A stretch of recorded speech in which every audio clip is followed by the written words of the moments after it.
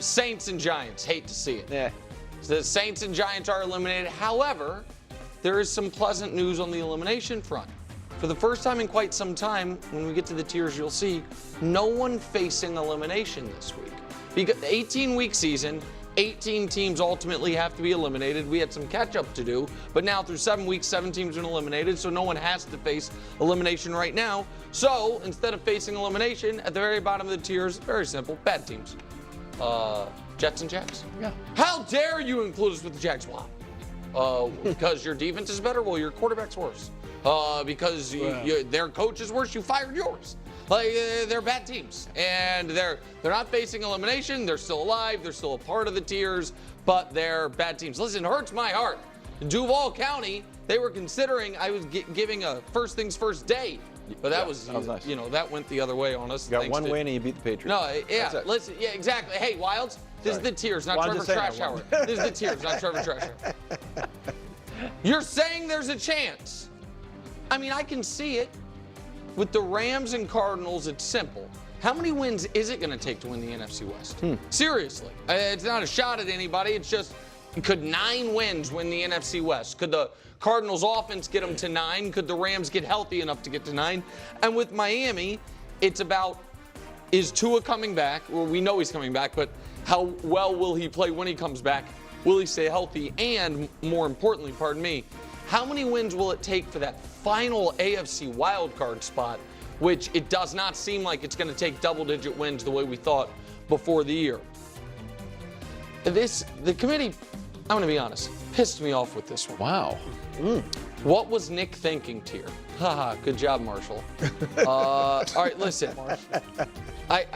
I understand that I had all 4 of these teams in the playoffs, of the 14 playoff teams. The Bucs, I have no apologies for, and I just think now they're going to be in rough shape because of the receiver injuries. The Falcons are probably, because of the Bucs injuries, going to win that division by default. The Chargers, I got to say, at some point, this whole, hey, we're going to forego offensive weapons because we're going to have this amazing offensive line, that offensive line's got to be amazing. They're not scoring. Herbert's getting the snot kicked out of him again. Like, it's a weird spot. The defense is pretty good. And the Cowboys, as a smart man once said, sadly, they're just common. It's not that good. Fair. Depends on the week. Sorry, they can look really good on one side of the ball on any given week, or they can just look like an abject disaster. It really does depend on the week. Certain weeks, the Broncos is like, man, Bo Nix just checking down but being efficient. The defense is awesome. And certain weeks, it's like, well, they should lose to everyone. The Eagles, certain weeks, it's like, okay, they're firing the coach, and Jalen Hurts might have been way prematurely crowned. Then there's last week where A.J. Brown's running fly routes and everything's looking great. Colts find a way to win despite their quarterback completing 50% of his passes, and Geno carrying the Seahawks as he has for a few years. Okay, so it's so bizarre that he was like, oh, the Buccaneers, they have some injuries, and now they're not going to be able to do it. But that was the fundamental issue with the Philadelphia Eagles, is that they were missing their receivers, right? They were injured. They're down their tight end. They're down their O-line. They had really bad injuries, and yet they were expected to somehow overcome that. But now with the Buccaneers, with their injuries, it's kind of just like, well, you know, what are they supposed to do? So it just you know, you got to point that out. You got to point that out. I mean, I think the Falcons are kind of are probably too low, but it is interesting in terms of some of the injuries that they dealt with, especially on their line. But I think the Falcons can kind of continue with a positive trajectory. And at this point, now that the Bucs are injured, I'm putting the Falcons ahead of the Buccaneers without a doubt. The Chargers, they're just so limited with their roster. I mean, this is going to take a year or two for them to develop it. The Cowboys, whether they were injured or not, I never bought into them. Obviously, as you know, all of their wins but one are from eliminated teams, I believe. So it's just hardly anything impressive right now. I would not put the Jets at the way bottom, though. I think they're going to right this ship, and they also just had one game, not even like a full week with Devontae Adams. So I think they're going to significantly rise. The Broncos, though, I do agree, though, in terms of that name for the Colts, the Broncos, the Seahawks, and quite frankly, even to a degree, the Eagles, in terms of depends on the week. Because for the Eagles, it's kind of like health, right? They get one guy back, two guys back, and then now they lose, another lineman, right? They lose, other pieces. I think that the Eagles are a good team, but they're not super resilient team, right? I think they need to be full strength in order to really be a great team. And if they're not, if they are just missing AJ or Saquon or Lane or one of these guys, I think it could be a lot more devastating to them because they don't have enough fallback pieces. If their defense continues to get improve and get better and better, which it is, which Nick, they were talking about some of the things that Nick was wrong about. One of the Eagles draft picks for defense, Nick was like, he's not going to be an impact player, and he's been awesome. So, but again, it's these things are all progressive and growing and improving. So, I think the Eagles being more in the middle at this point makes sense. And I still don't know what to do with the Seahawks, quite frankly, because the Seahawks have only beaten bad teams right now so far for the most part. And if you don't think that the Falcons are that good, well, then the Seahawks beating the Falcons is not that impressive. So it's, it continues to be just pretty messy. Potentially dangerous. All right, so you have to take all three of these teams seriously as a postseason threat. For the Steelers, the defense is better than it was even last year, in my opinion. And maybe there's going to be a Russell Wilson renaissance. I'm skeptical of it, but week one, it's all we've seen from this year. He was great. The Bengals, we know how good the offense can be. And the last couple weeks, the defense showed it at least isn't going to be the worst defense in the NFL. And the Niners, if they get all the Avengers back, and we know they're not getting Ayuk, but everyone else, Christian McCaffrey, we saw them with Jimmy Garoppolo one year start terribly and then find themselves in the NFC Championship game. This is my favorite tier. Young quarterback crown. One of these four guys is going to wear it at the end of this year. Right now, it's tentatively CJ's, I suppose. Yeah. But, some people thought Jordan Love last year. There was similar seasons, similar playoff runs. But then there's the new rookie class. Jaden, it looked like, he's going to steal it. But then Jaden got a little shot to the ribs. We don't know when he's going to be back. And then there's Caleb, slowly lurking. Everyone was excited for the Jaden-Caleb showdown. Caleb's showing up. I don't know if Jaden is. Jordan Love is amazing highs, little lows. People saying Brett Favre, that would be a great thing. Or the bigger concerns like poor man's Josh Allen without the running, that wouldn't be great. And CJ, 86 yards. I'm old enough to remember when a quarterback on this list had 90 yards in the first game of their whole career and everyone threw him away. 86 yards, everybody gets a pass. I'm just saying it happened. Is this finally the year? 7 Super Bowl appearances between these two tortured fan bases. 0 Super Bowl victories. Some of the most unfortunate, unlucky moments in NFL history, that team was on the other side of it. Yes, I understand Minnesota had the Minneapolis Miracle in their favor, but they also had the Gary Anderson game. They also had countless incredible bad luck Super Bowls. The Bills had the Music City Miracle go against them. 4 straight Super Bowl losses, 13 seconds game. Is this finally the year one of these two teams breaks through? Probably not, but maybe. Dynamic and terrifying, very simple. They're dynamic offensively and terrifying offensively. The Lions have the thing going for them the Niners had a couple years ago, which is you play them, you lose twice. Probably lose to them, definitely lose the next week. Every team that's played the Lions has lost the following week. The Ravens, meanwhile, as long as they're not playing the Chiefs, they're going to win more often than not. And then, of course, top of the tiers, Kermit's Christmas Revenge. Double revenge game. Bring me the board, please. Wow. When's the last time the Chiefs lost? On Christmas. Who was it to? The Las Vegas, the Kermit. Well, there we doing it. Wow. He really put you in your place. I'm good. Revenge spot. Recipe. And then this, bring me the board, please. Okay. Listen. Yeah. First off, now that I see this list more in the clear, I would put the Eagles up in potentially dangerous, from my viewpoint. most definitely, because of what they can do with Devontae, Saquon, AJ, Jalen, that offensive line. Like, how is that not potentially dangerous? Of course it is.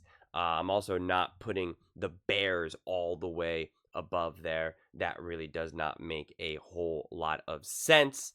I mean, again, I think the Bears and Caleb Williams are a good team and can make the playoffs, but do they lost.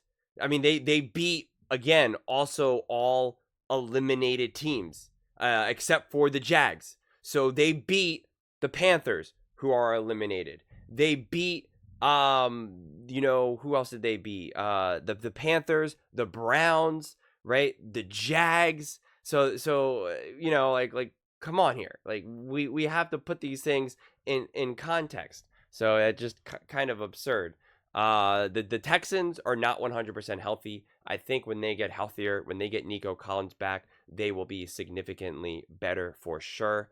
I think the Green Bay Packers are going to continue to improve and grow. And, this whole questioning of Jordan Love, I was talking to someone in the comment section, and they said, oh, he's not really too concerned. Nick Wright's not too concerned about Jordan Love. And now we hear, we get closer to his real thoughts on Jordan Love. He does not believe Jordan Love is going to be that good. Quite frankly, a poor man's Josh Allen without the ability to run. Yeah, that's not a compliment. In terms of the Minnesota Vikings, I would put the Minnesota Vikings up there with the Ravens and the Lions. I would put them as the top, and then I would actually put the Chiefs down with the Bills. I do not have the Chiefs as the top team, although adding DeAndre Hopkins obviously is a really big move, so that could definitely change things. I think, of course, that is going to improve the offense, which then, of course, will make the Chiefs better. But then at that point, if DeAndre Hopkins ends up rewinding the clock a little bit and is able to be a true impact player for the Kansas City Chiefs, then I would just put the Chiefs back into the category with the Lions, the Ravens, and the Vikings, right? That's where I would put them all in that group right there. Then I would probably put the Bills, the Packers, and the Texans all together in the next tier. And then I would put the Commanders, the Bears, and probably the Bengals, Chiefs, 49ers, and Eagles, actually in probably the largest tier in terms of like what's going on with health. What is the game? Who are they playing? Are they getting healthier? Are these injuries season ending or just banged up for a few weeks, right? Like, it makes it a little bit more confusing. The Steelers, who's their quarterback, right? Joe Burrow, I think they are getting momentum back. It'll be interesting to see the Bengals versus the Eagles. The 49ers are definitely the toughest one because they are so injured, and so you are banking on them getting healthy. And I always try to figure out, like, who do these teams look like today versus who do I think that they'll look like tomorrow in the future. So it definitely is, quite frankly, a little trickier at this point in the season when trying to kind of evaluate that. But I think what I said is probably a little bit closer to how I see it, give or take a team or two. I could see the Falcons working their way back up to, depends on the week, right? To that next level, along with the Broncos, the Seahawks. And again, I don't know what to do with the Colts because I don't know who their quarterback is, Anthony Richardson or Joe Flacco. The team's better with Joe Flacco. It just is. So I'm not really having too high on the Colts if it's Anthony Richardson because he's just been, unfortunately, exceptionally bad, quite frankly. So, but let's see what I think. Oh, wow. Google his name, Mahomes recipe. Oh, thank you. No, we don't need to do the. Yes. Stop it, Wilds. Just listen. Like, whoa. He really put you in your I place. agree. When you said, I mean, it depends on the week. Well, we're going to see this week because you got two teams above them in the Bengals and the 49ers that I believe should be below them. And the Eagles should rise above those teams. I understand it's not the standings. No, I got you. But when you look at their body of work, it's better than those two teams' body of work.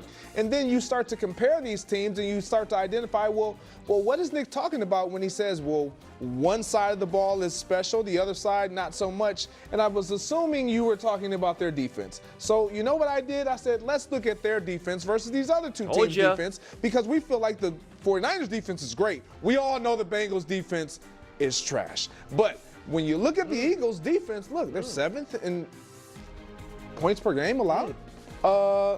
Yards per game, they're 9th.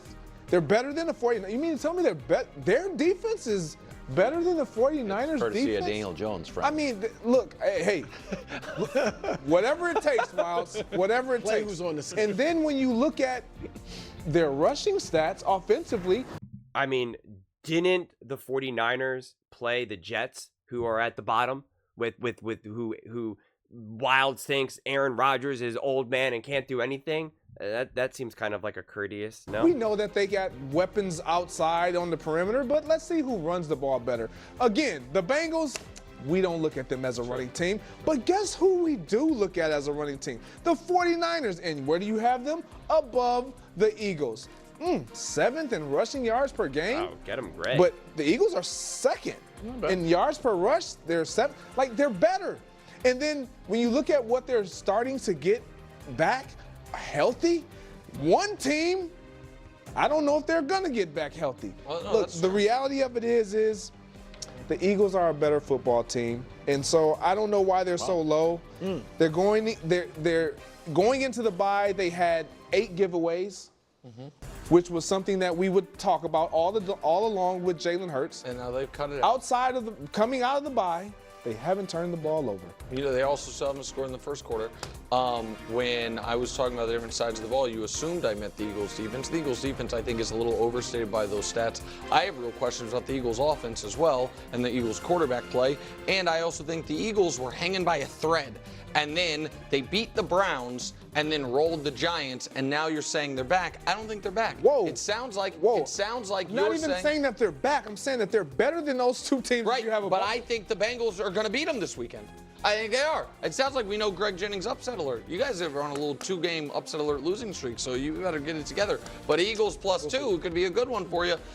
Listen, to be clear, I argued to the committee the Eagles might be a touch too high on this and was overruled. Wow. Listen, they're alongside. It's a bunch of 4-win teams. Yeah. The Seattle, Denver, Eagles, and Indy. They're all 4-win teams. But they're 4-2, right? The Eagles. They have a better record. Yes, the buys came at Those are different 4-3. times. Yes. I agree with you, Greg. The Eagles are too low, and the Bears are too high. Why? I get it. They match the cute little title, Young QB Crown, so that saves you a little face. Always take But they need to shots. come down at least 1 tier, Shots. if not 2. Here's why.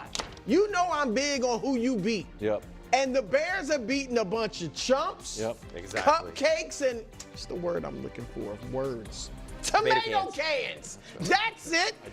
Tennessee. Now, Tennessee's got a great defense, but we know, and they should have beat Chicago. That was Caleb's first game, only threw for 98 yards, 93 yards, okay. The Rams. And they barely beat the Rams, one of the most injury-riddled teams in the league. Carolina, Jacksonville. Not a 3-win team among them. Only 1- and 2-win teams. And then here's the thing. Now Caleb has played better, but over the last 3 weeks, okay, great. But against who? That's my point. These are the defenses that the last 3 weeks that they've shined against. These are their ranks. The Rams, 25th worst defense in the league scoring. Carolina, dead last. Jacksonville, 30th. You better put up points against them. And one of the things that unlocked Caleb was the run game. DeAndre Swift's first 3 games, only 68 yards total on the ground. Last 3, he's averaged 86 yards a game. Oh my, and that's helped Caleb out understandably. But here's the deal. These are the ranks of the rush defenses that they've done that against. The Rams, 30th. But that's only because they give up 274 yards in the air. Why in the world would I run against Jacksonville when I can throw for 300? I ain't running against them. And then Carolina dead last, the Rams 30th. So they haven't been tested. Well, guess what? They're Caleb's not going to be improving. tested. Caleb's They're going to be improving. 7-2, and you're Oh, going they to be gonna mad get at me. tested. No, but not for They gonna another get 2 tested. weeks. I'm just telling, like, Wait this till they is get to that NFC North. Okay, but that won't happen for another few weeks. The Bears are going to be 7-2, and by this we'll see metric, what Jaden you're is. going Does to he see. play? Jaden ain't playing. He's not playing. By this metric, but tough. listen, Marcus Mariota gives you Jaden Daniels level production at this point. So we'll see. I'm telling you, he did. Nick is dying. I'm telling you, he did. He's the biggest Marcus Mariota Against fan that this Bears week. defense? I'm There's just, no I'm doubt. just telling you what we saw. Go ahead, kid. I'm putting the 49ers up. Oh, are you with Greg then? He wanted him down. Yeah. I'll stay out of it. Well, here's the thing. Is it the ranking? Is it a power rankings? No. A snap? That's what I'm saying. It's a little bit of projection. Yeah. It's a little bit of historical precedent. Yeah. So, historical precedents, the 49ers are always good. A little bit of projection, everybody's coming back. They're going to beat the Cowboys this week, then it's a bye, and then watch out. CMC is back. And we've seen the graphics. When the 49ers have Christian McCaffrey, they'll be back. Yeah. Oh, go ahead. That's my Oh, you're main done? point. Well, the other one, I believe in Brock Purdy. No one wants to believe in Brock Purdy. I believe in Brock Purdy. Well, I know, but if you talk about young QB crown, Brock Purdy's like, huh? I stepped that's a off the good field point. in the Super Bowl Very with good the point. lead. I'm not eligible. Hold on, for wait a second. Excellent point. Wait a Well, second. now, Jordan Love's been in the league Take the 5 years. rookies out of it. Take the rookies out of it. Those other quarterbacks on there. You think Brock Purdy's better than CJ or Jordan?